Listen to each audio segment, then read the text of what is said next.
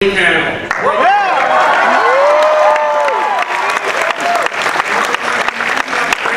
I was up at 4:30 and saw about 3/4 of you outside, so thank you. Thank you for your loyalty. Thanks for being here. My name is Stephen Davis. I'm the president of Hasbro Studios. I have the pleasure of leading a tremendous creative team that makes My Little Pony Friendship is Magic.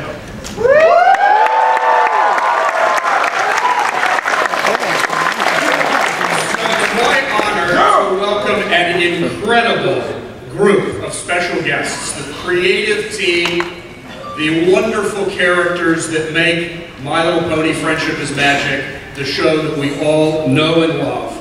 So first up, let me introduce Tabitha St. Germain.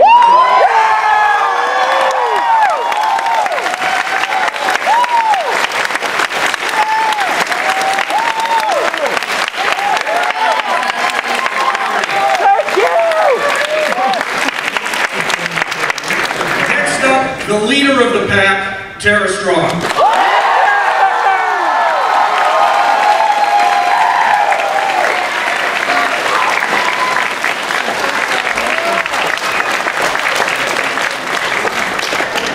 Our incredibly talented party girl of Ponyville. And also, equally, the soft-spoken animal lover, double duty voice of Pinkie Pie and Fluttershy, Andrea Lindman.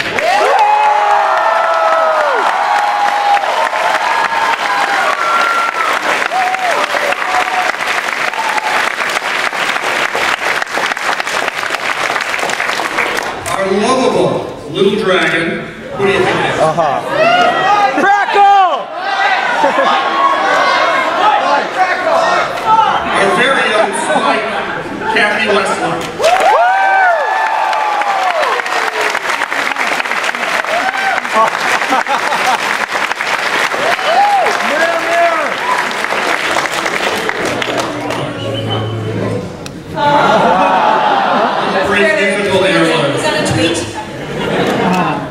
I have to say, from the bottom of my heart, having worked with a lot of incredible creative talent in my few years in Hollywood, there isn't anyone who is more talented, who isn't probably at the top of her game as a story editor.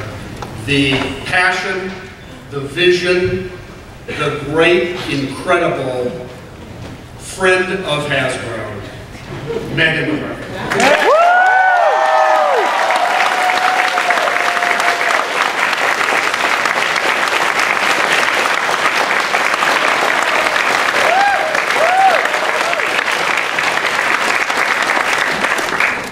It really does take a tremendous group of people to put a show like this together, and the studio has shown, I think, some amazing leadership in the development of My Little Pony Friendship is Magic, and that is guided by our very own Vice President of Development, Michael Vogel. Yeah!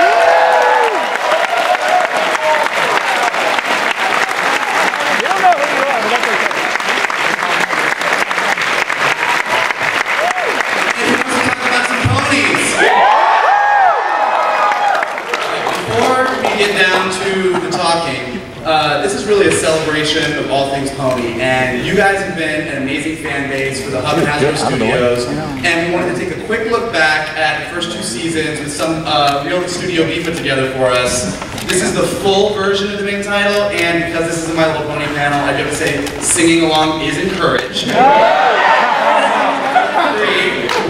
let's bring the lights down and look at the first 2 seasons of My Little Pony Friendship is Magic.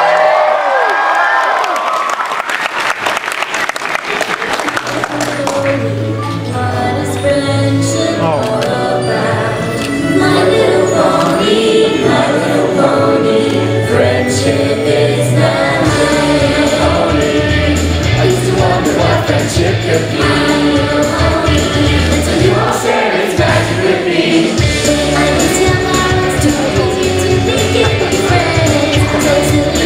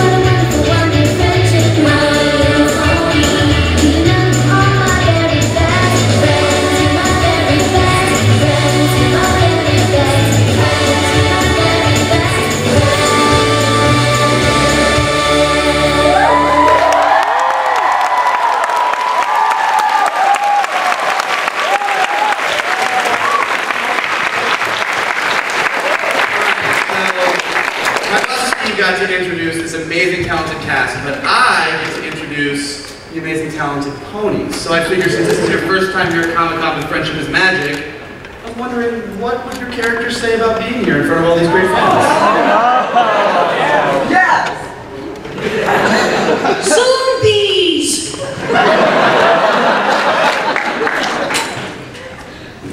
I don't know.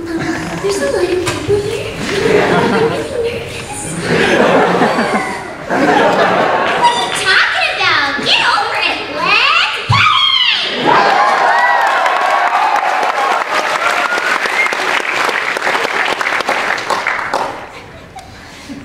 Dear Princess Celestia, today I met some very interesting people, who I think I can now call friends. Your faithful student, Twilight Sparkle.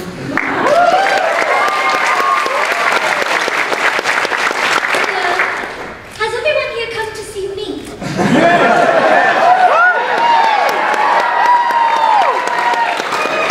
I couldn't possibly take all this attention. Sorry, I'll have to floss. May I stop? All right. I was just wondering, is it kind of like possible so I could sit closer to Rarity?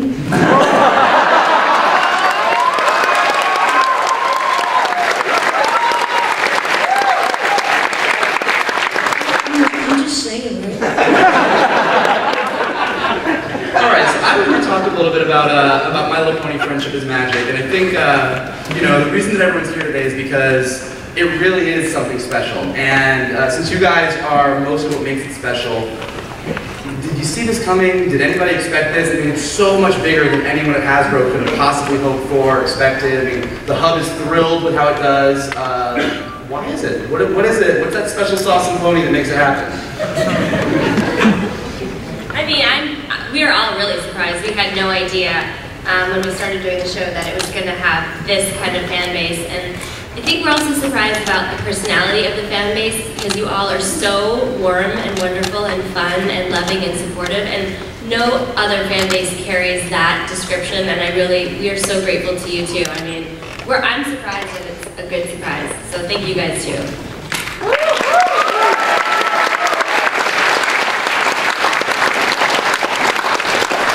I'm looking at you, you write it. I totally felt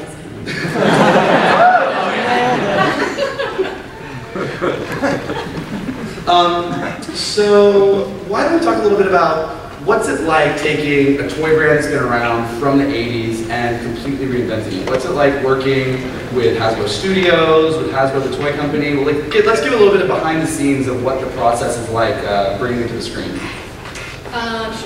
I guess I'll take that. All credit to Lauren Fast for jump-starting this thing and building it into this amazing thing. As far as the process goes, just from a straight start to finish how it gets made, first we start off with premises, which are just kind of the basic, just the basic idea for the story. Like Twilight realizes she hasn't written a letter to Princess Celestia. Starts to cause some, I don't know if you guys are familiar with that.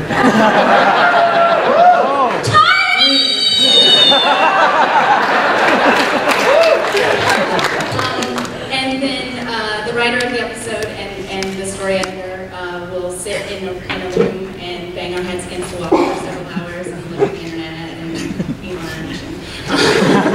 And then eventually we'll break it down into the 3 acts of the story and the different scenes that will take place, and sometimes we'll pitch individual jokes and sometimes we won't. And then the writer will take those sort of beats and write the full script, and then we get awesome notes. Really good, insightful notes. From really attractive people. From really good yeah. And do subsequent drafts, and then it goes off to Studio B in Vancouver, and then they just rock the heck out of some animation, and then these ladies bring it to life with their amazing voice work. It's a great process because we really do have such a strong creative team on every single level. It just gets better from you have this idea at the beginning and you're like, oh, I think this is going to be pretty good, and then by the time you see it, you're just so blown away with how this little just germ of an idea turned into something magical. Yeah, I think what's great about it, Jason and the whole team up at Studio B, and all you guys, everyone is such a fan of the show he works on, so you can really see that in the performances and the animation and everything. So speaking of the amazing voices, where did you guys get these voices? How much of you were in these voices? I mean, these characters breathe so much life into them in every single episode. How much do you have in common with your equestrian counterparts? That's a big question for me. I do a lot of boy voicing in my career, and it was one of those things where My Little Pony came along, and the audition that I did just seemed to fit the picture of Spike. And as it goes along, you have help from the director to sort of maneuver the character a little bit more, give you direction as to what you should do. And so it became a fit for the role that was presented with Spike. And I personally thought he was a little bit more of a little baby when I started to voice him. So when I began, I was kind of, he came up here, just kind of like that, and he was just a little bit more like a baby and stuff like that, right? And I was just like, more this way. and then the director said, well, buoy him up a bit, buoy him up a bit.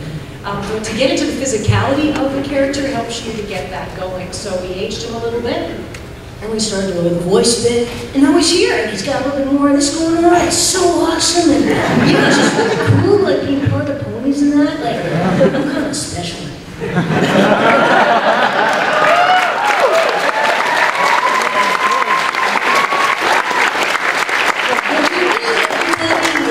Real good. Well, Pinkie Pie and Fluttershy are a little bit different, to say the least. So, you know, I hope that maybe I'm a little bit more in the middle, hopefully. But yeah, I think everyone has a little bit of Pinkie Pie, that party animal inside of them, and everyone has a little bit of Fluttershy too, just a little bit of nervousness. So it's just kind of bringing out those traits, and the writers did such an amazing job of coming up with that conception, just taking it and pushing them to two totally different limits, like how shy and scared can you possibly be? How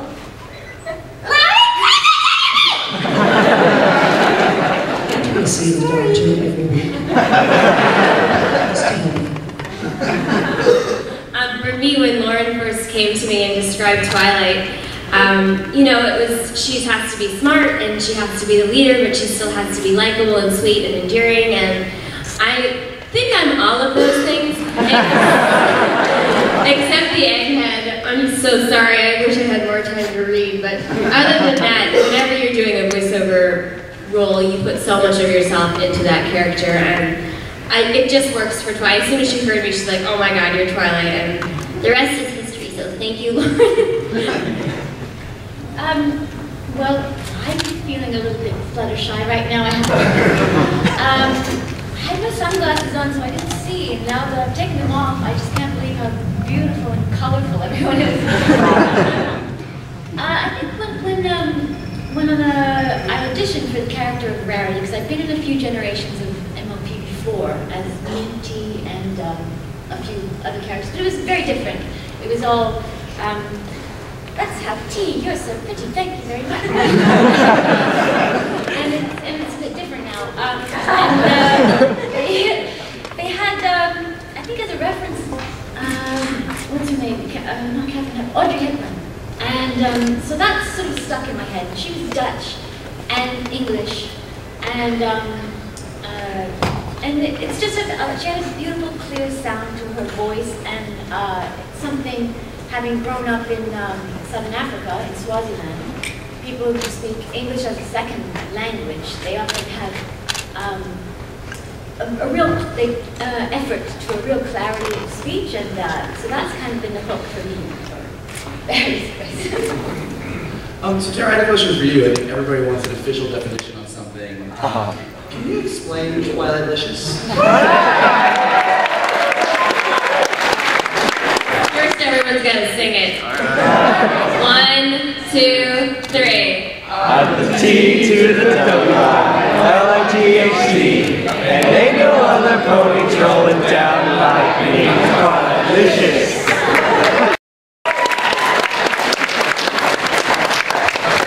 What eventually. So Twilightlicious is something that came to me in a tweet that I'm like, oh, that's kind of funny. And it sort of took off, and my definition is just, again, this fan base. It's fun, and it's not afraid to be who you are, and it's silly, and it really makes no sense, but it makes all kinds of sense. You're very Twilightlicious. Thank you. You're welcome. I have a slap bracelet that tells me so. Looks good on you. Thank you. You're welcome. And Kathy, I had something for you. We were talking earlier, and you do have a lot of members of Hasbro, the toy company, here today as well. And I believe you had a request? Well, everyone comes up to me and says, "Where's all the Spike stuff?" Yes! But I hope we see more of it because it would be great to. I mean, I've seen a few Spike pajamas. Spike pajamas. That's your real. Yeah, so I would love to see more. I'd love to see more out there, and yeah, I'd love to see him sort of infiltrating the ponies a little bit more. We need more dragon, basically. We need more dragon. Need more dragon. Absolutely. So, you know, we're going to open it up to questions because I'm sure you guys have a couple in a second. But before we did that, just wanted to know, in the first 2 seasons, is there a favorite moment, favorite episode, favorite character? Start with me. I think my favorite episode to write was probably Party of One. Sort of the reputation of is the pony going to go crazy? More than. That was just really a fun thing to write because I just couldn't believe that I was actually getting to write a scene where Pinkie Pie was like making friends with like a bag of flour. And then I think the I guess the proudest thing would be writing the Stay aria. The lyrics for that song, and when I heard what Daniel had done with it, and when I saw the final thing, I was just like, oh my God, this is something I can just be proud of forever. I particularly like All Is Well That Ends Well. I just love the banter that goes on between little Spike and how hard he works to be recognized as Twilight's #1 assistant. And he gets threatened and he's running around looking for quills and knows what a quince is. Knows what a quince is. Anyway, and so the banter back and forth between the two of them is classic comedy, but very, very sweet. And it really brought out his purity and his innocence and his commitment and his bravery. So hopefully we may see more of that. I don't know, but that was my favorite. Too. So I really got to go crazy. And it was super fun, and it was, the story was just amazing. And I remember reading it going, really? And then just losing my mind in the studio. It was fun to watch. So fun. And even more, I'm just amazing to see it come alive with animation. Speaking of crazy, a little episode called Lesson Zero.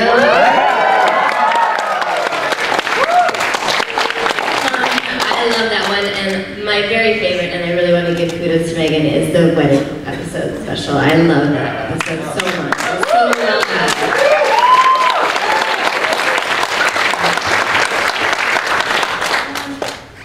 I'm partial to the Dog and Pony Show. So am I. Absolutely awesome writing and so fun to play. It's fun to go from whining to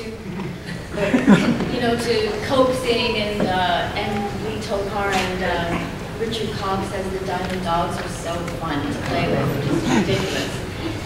And I also love Green Is Not Your Color. They go! And on a non-performing level, I really love the episode where Fluttershy turns into a dragon. The Blue Man. With Blue, yeah. Oh my goodness, so funny to hear that enormous Norma's Dragon and Fluttershy's voice coming. What? Alright, so does anybody out there have any questions? Line up to the microphone. It's not school, you don't have to raise your hands. Yes. Let's go.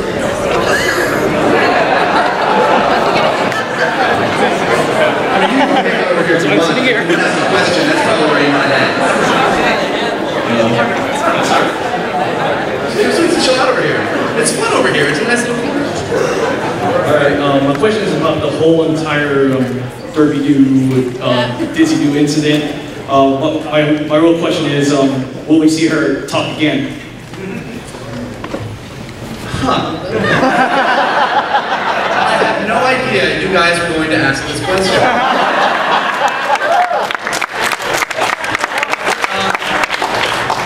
I think what this year of Comic-Con shows, if you've been down to the Hasbro Toy booth, is that we are all big fans of our beloved 2012 Comic-Con exclusive pony. And I think the reason we made her our Comic-Con 2012 exclusive pony is because we wanted to show you guys that we do love her, we do support her, and no, we do not think she did anything wrong. Yeah!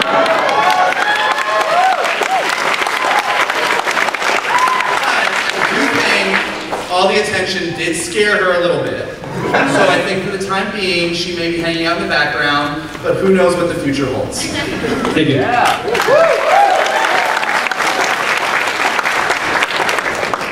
Hi, I'm going to embarrass my 8-year-old daughter, who's a huge My Little Pony fan and always has been. But I think my husband really got hooked when you had...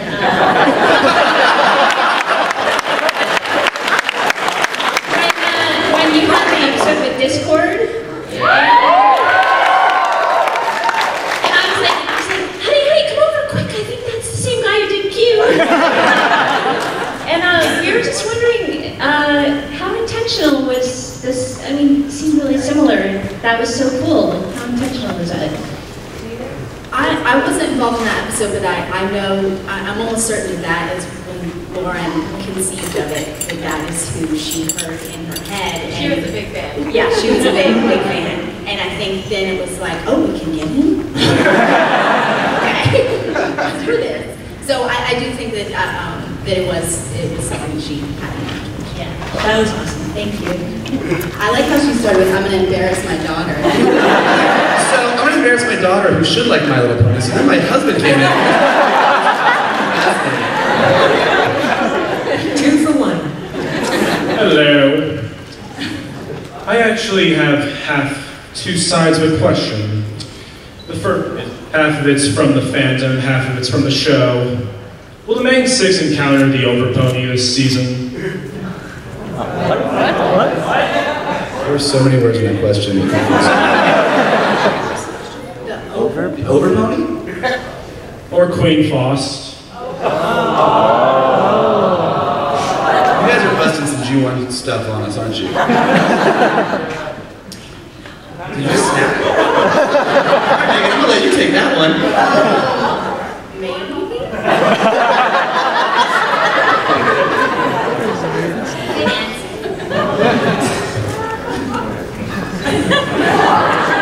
See you later. 2 words. Sea ponies? Yeah!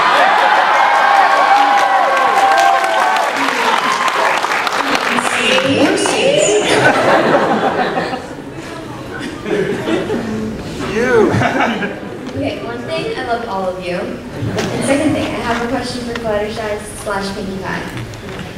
How do you go from being this excited, crazy-haired Pinkie Pie to going to Oh, I just have Cappy and Tabitha threaten me.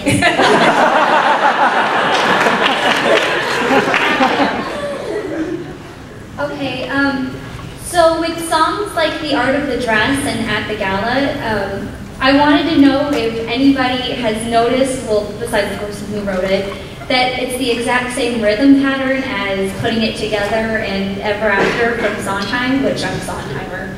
And I wanted to know if anybody singing it, like, knew about it, or, like, is Sondheim like a brony and was like, yeah, do that. Yes, those were written by Amy Rogers, And she was just talking about this the other day, that she, when she was writing songs for her episodes, she would actually record her own scratch track of her singing them. And I know she was very much, she's a huge Sondheim fan, she was very much influenced by that to do those songs. But yeah, she would record her own sort of scratch track, which she thought everybody did. But she thought all the writers were just at home like playing their piano. I got video. But yes, so she was very much influenced by Sondheim. Yeah.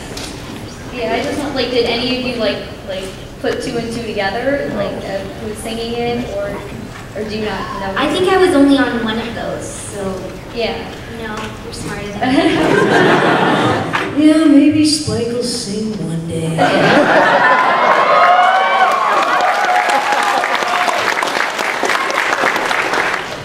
Hi, I have a question on behalf of the Wonderbolts. Fly all the way here. If you could voice any background pony that hasn't spoken yet, which one would it be?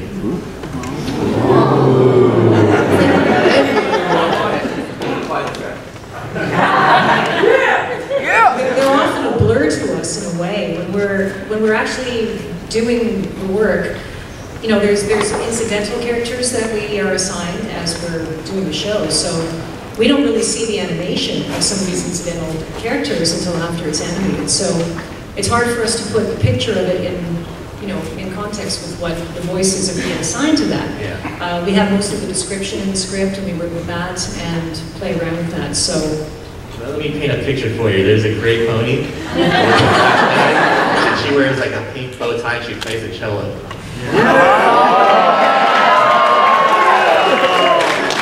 The better question is, who do you guys want? There's a green pony with a little heart on her. Well, I gotta take some notes. I need a notepad. I gotta take some notes. Well, she would have to be something like this, perhaps, because she's exquisite, and perhaps she plays the instrument properly, and might have a little bit of a duet with Rarity. Rarity plays instruments, perhaps.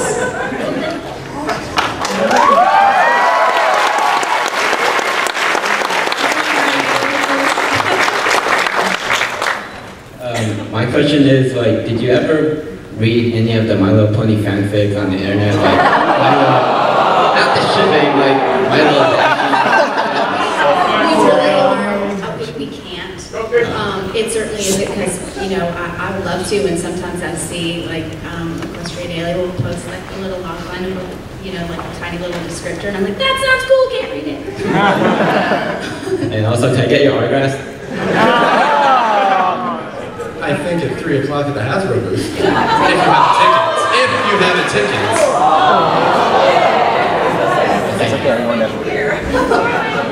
You see, you guys got this. This is awesome. Hello. I was wondering, with Rainbow Dash, like, it's kind of suggested in the show that she's more fond of Phillies than Brony. Is that going to be really suggested in the show? Sapphic Griffin turning up and getting jealous of it. lovely accent, by the way. Oh, yeah. But is it really suggested? What's happened to you, Alan Girlfriend?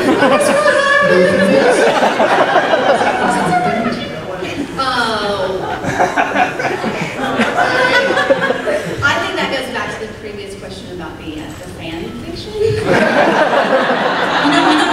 I could interject, I think it's wonderful that if you know, these are suggestions that you guys are picking up and finding, and I think it just makes everything more inclusive.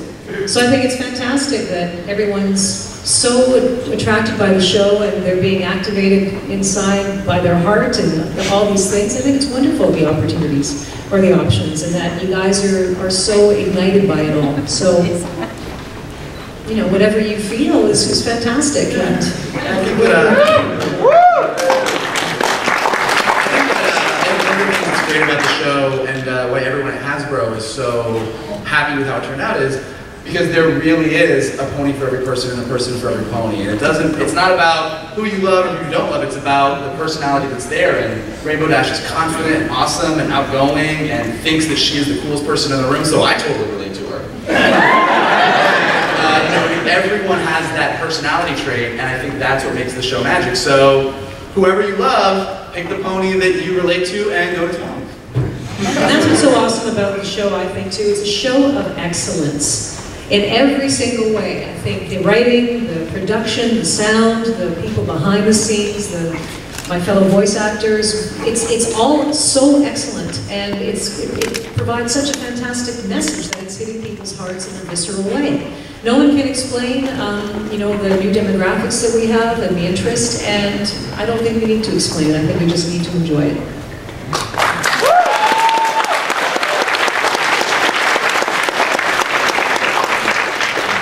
First of all, let me say I just love you all so much. MLP is definitely the best cartoon on TV. We can all say without it. My question is for Tabitha. You do so many diverse characters, from Rarity, who's the best main six pony, to Princess Luna and Granny Smith and Derpy. My question is, in the episode Luna Eclipsed, how was it doing Princess Luna? Specifically, like the Royal Canterlot voice, since she's the best princess. I like it a lot because I can go into a very powerful gear and then click out of it. And it really helps me to excise my inner bossiness, which is considerable. And I don't know how else I can answer you. No, I love playing that character. It's great. It reminded me of, sort of classical. Oh dear, I was going to go in a direction I just can't go.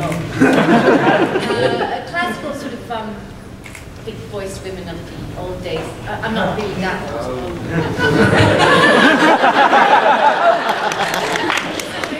Thank you for your question. So is it safe to say you guys would want to see more of Princess Luna? Yeah!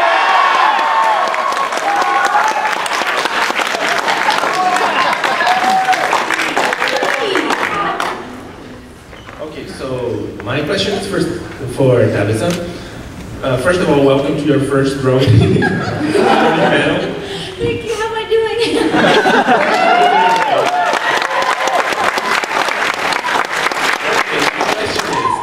Everybody knows that you voice like half of the show. You voice Rarity and Photo Finish and Luna and Nightmare Moon. I want to know if in the studio you, how can I say, you record each line separately for each character, or do you talk to yourself? We tend to talk to ourselves. Does it drive you crazy? Is it, I'm sorry? Does it drive you crazy? No, I love talking to myself. I do it all the time. I talk to myself in the shower. Hey, Tabitha, how are you? Awesome, so awesome. How are you? Oh, very good. I don't know much. And a bonus question. I heard you bring cookies to your fellow voice actresses in the sessions. Yes. You could have brought some. It's an ulterior motive. It's all part of my dastardly plot to make me too large to see.